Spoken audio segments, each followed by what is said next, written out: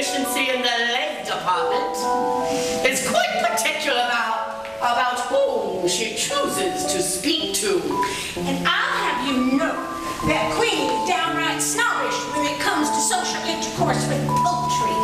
I count myself most fortunate that our common interest in quilting has rendered us such close friends.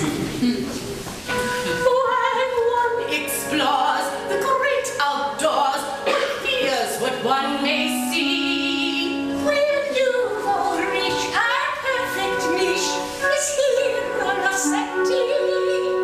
Outside, the world keeps changing. It's a constant state of flux. That doesn't suit domestic folk. It's best left for you ducks. Oh, it takes all sorts to make the world. On that point we are clear.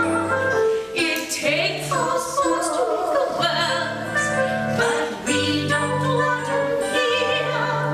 Our taste is good and liberal. Our views are well expressed. It takes all sorts to make the world. It's just that our sorts. I think my sorts. No, just a splash.